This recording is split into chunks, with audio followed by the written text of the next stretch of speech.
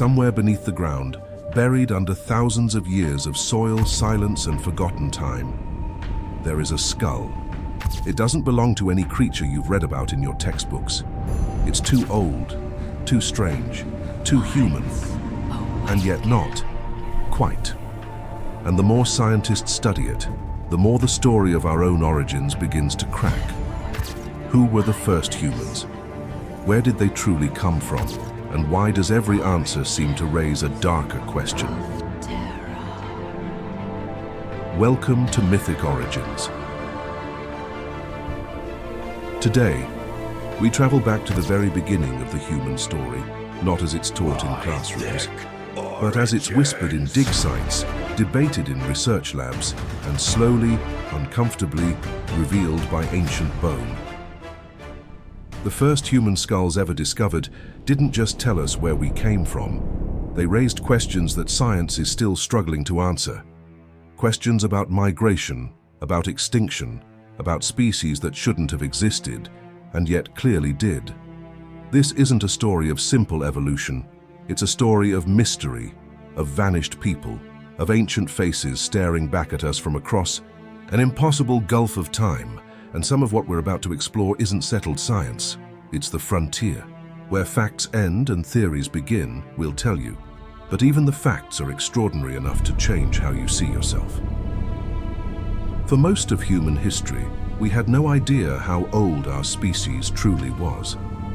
Then, in 1856, quarry workers in the Neanderthals Valley of Germany were blasting through limestone when they uncovered something strange. Bones. Heavy, thick, oddly shaped bones, and a skull unlike anything they had seen before. The brow ridge was massive, the forehead low and sloping, the brain case wide and powerful. It was human, but it wasn't us. That was the Neanderthal, and it shattered humanity's understanding of its own past. Suddenly, we weren't the only humans who had ever walked the earth. We were just the survivors. But the Neanderthal was only the beginning.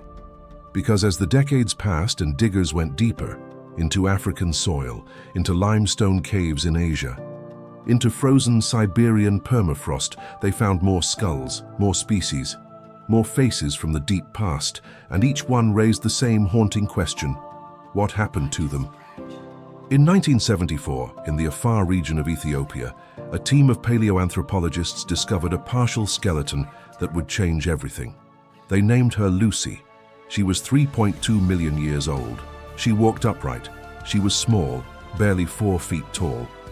And her skull, though tiny, held a brain that was just beginning, to evolve towards something remarkable. Lucy was an Australopithecus, not quite human, not quite ape, a creature balanced on the edge of becoming. But here's where the mystery deepens. For a long time, science told a clean, linear story. One species led to another, like steps on a staircase. Australopithecus became Homo habilis, which became Homo erectus, which eventually became us, Homo sapiens. Clean, simple, comfortable. Then the skulls started disagreeing. In 2013, a cave system in South Africa called the Rising Star Cave yielded something extraordinary. Deep inside a narrow underground chamber, accessible only by crawling through passages barely wide enough for a human body, researchers found thousands of fossil fragments belonging to at least 15 individuals of a previously unknown species. They named it Homo naledi.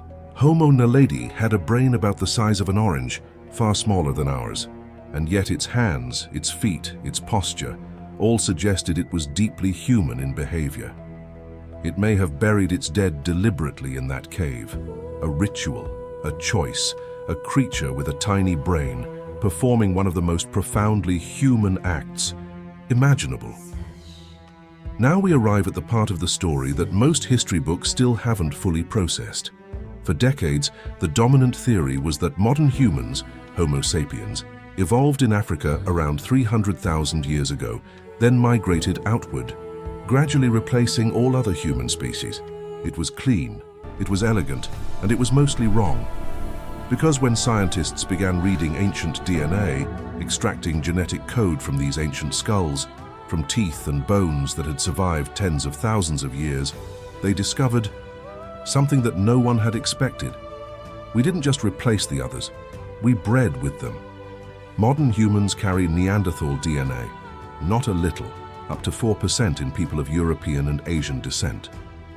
We carry DNA from the Denisovans, a mysterious species known almost entirely from a single finger bone and a few teeth found in a Siberian cave. And there are traces of even older, unidentified lineages woven into our genome. Ghost populations, scientists call them. Ancient humans who left no fossils, only a whisper in our blood. Think about what that means. The story of the first humans is not a story of one people rising to dominate. It is a story of encounter, of meetings across vast distances and deep time, of species that were separate for hundreds of thousands of years, and then somehow found each other. Some of those encounters were violent, some were not. The full truth is still buried in the stone, and then there are the skulls that don't fit any category at all. In 2021, a skull discovered in China, nicknamed Dragon Man, was announced to the world. It was enormous. The brain case was massive, even larger than ours. It dated back at least 146,000 years. And it belonged to a species that appears to have no direct ancestors among any known human group. And yet, based on its features, may actually be more closely related to us than the Neanderthals were. Dragon Man didn't fit the tree. He rewrote the branches. At one point, roughly 50,000 years ago, Earth was home to at least 4 or 5 different human species simultaneously. Homo sapiens, Neanderthals, Denisovans. Homo naledi may still have been alive. Homo floresiensis, a tiny species found on the Indonesian island of Flores, nicknamed the Hobbit for its 3.5-foot stature, was walking the Earth as recently as 50,000 years ago, a world of many humans. And then, one by one, they all disappeared. What killed them? That is one of the most debated questions in all of paleoanthropology. Climate change played a role. The world was shifting, ice ages advancing and retreating, ecosystems collapsing. But there is another theory, darker and more uncomfortable. Everywhere that Homo sapiens went, other species vanished. The timing, in case after case, is suspicious. We didn't simply outlast our cousins. There is evidence, fragmentary, debated, but real, that in some cases we were the last thing they ever saw. This is not a settled conclusion. Researchers argue fiercely about how much of the extinction wave was caused by climate, how much by competition, and how much by direct conflict. The truth is probably a mixture of all three, but the skulls that survive, cracked, ancient, lying in the dark, carry the weight of that question without answering it. What would it feel like to be the last of your kind? To watch the world change and know that no one who looks like you will ever walk it again? We don't know. But we carry their DNA. In some small molecular way, we are them. Every museum that houses an ancient skull has one thing in common. No matter how old, no matter how distorted by time, the face still looks like a face. The eye sockets still look like eyes. The jaw still hints at the shape of a mouth that once opened, once breathed, once spoke words in a language no living person will ever know. The mystery of the first human skulls isn't just a scientific mystery, it is a deeply personal one. Because whatever those ancient people were, whatever they thought, whatever they feared, however they loved and mourned and tried to make sense of the world, they are part of what made us. Their struggles echo in our biology. Their extinctions shadow our existence.